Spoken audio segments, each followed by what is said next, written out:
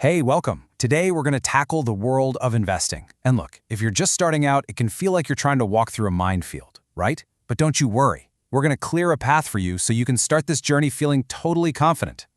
You've probably felt this before, right? You're ready to go, but you're just frozen. There's so much information, so many opinions. Well, there's actually a name for that. It's called analysis paralysis. It's what keeps so many people on the sidelines, just too afraid to make that first move. If that sounds like you, trust me, you are not alone. But that's exactly what we're going to change today. We are going to turn that fear into real, actionable knowledge. We're going to walk through the 10 biggest mistakes new investors make, and more importantly, I'm going to show you the simple fixes for every single one. You ready? All right, let's dive in. So first up, let's talk about the hurdles at the very beginning. These are the things that stop people before they even get in the race. We're talking about those mental blocks, the psychological barriers that, honestly, can feel like the toughest part of this whole thing. And here it is, the single biggest mistake of them all. Mistake number one, just waiting too long to start. It's so common to think, oh, I need to read 10 more books, or I need to learn everything first. But that quest for perfection, it's a trap. It leads to waiting for months, sometimes years, and you end up missing out on the most powerful ally you have in investing, time.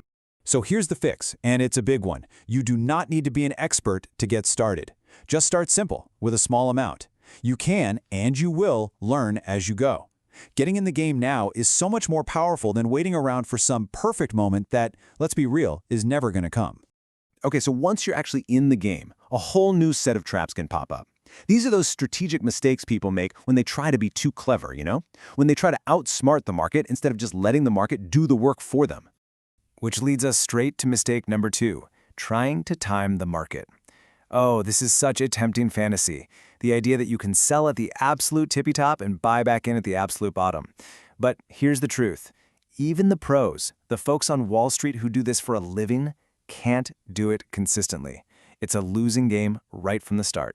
And this slide just lays it out perfectly. Success in investing isn't about timing the market. It's all about your time in the market. When you invest regularly, say a little bit from every paycheck, you automatically buy more when prices are low and less when they're high. It's a simple, disciplined approach that blows guesswork out of the water every single time. All right, next up, we have mistake number 3, and it's a big one in today's world. Chasing hype. It is so tempting to see a stock going to the moon on social media and want to jump on board. But here's the problem with those meme stocks and viral trends. By the time you hear about it, the smart money has probably already come and gone. You're often the one left holding the bag. The fix here is all about mindset.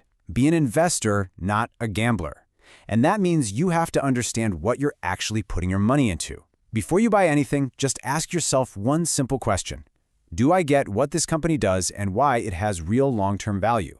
If your only answer is, well, because it's popular right now, that is a massive red flag. Let's move on, because investing isn't just about numbers and strategy. It is a huge, huge test of your emotions. I'm talking about fear and greed. They are incredibly powerful forces, and learning how to manage your own mindset is absolutely critical for success. Okay, listen, the market is going to drop. I promise you, it will happen. Sometimes it'll drop a lot. That is a totally normal, expected part of investing. The real mistake, mistake number 5, isn't the drop itself. It's how you react. That gut feeling to just sell everything when you see red on your screen? It's powerful, but acting on it is one of the most destructive things you can do. And what's so important here is understanding why this is so bad. When you panic and sell, you take what was just a temporary dip, a loss on paper, and you make it a permanent, real-world loss. This is, hands down, the single most common way that new investors shoot themselves in the foot and wreck their own progress. So what's the fix? It's all about changing your perspective. You have to go in expecting these bumps in the road. And when things get crazy, don't just stare at the one-day chart. That's a recipe for anxiety. Instead, I want you to zoom out. Look at the chart for the last 5 years, 10 years, or even 20 years. History shows us that markets recover and continue to climb over the long haul. Okay, for our final section, let's get into the nuts and bolts of actually building your portfolio. Think of this like building the foundation for your house. These are the practical mistakes people make when they're putting it all together for the long term. Which brings us to mistake number 7, completely ignoring diversification. You've heard the old saying, right? Don't put all your eggs in one basket. It might feel exciting to go all in on that one hot tech stock you really believe in, but man, is it risky. If that one company or that one industry hits a rough patch, your entire portfolio goes down with it. Now this is what a smarter approach looks like. This chart shows a diversified portfolio. See how the money is spread out across different kinds of investments? You got some US stocks, some global stocks, some bonds. This way you build a much more resilient foundation. Sure, one part might have a bad year, but the other parts can help balance things out and keep you on track. This table wraps up a few more really common pitfalls, so let's run through them really quick.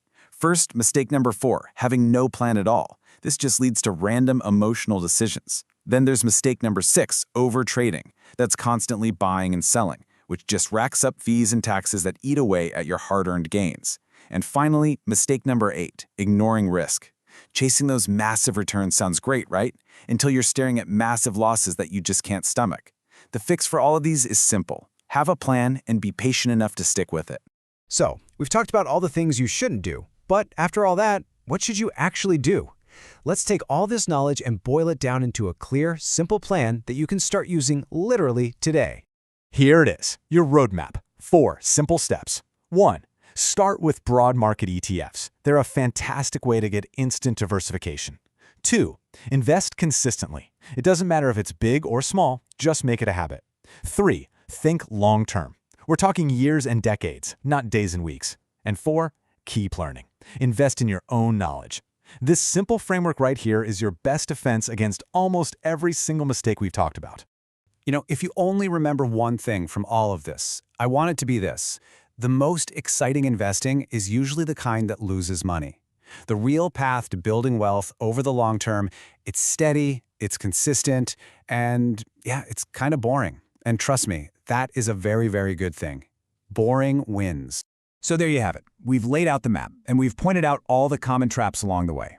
You now have the knowledge you need to start smart and build a strong foundation. So the only question left is, what's your first disciplined step going to be? Thanks for tuning in.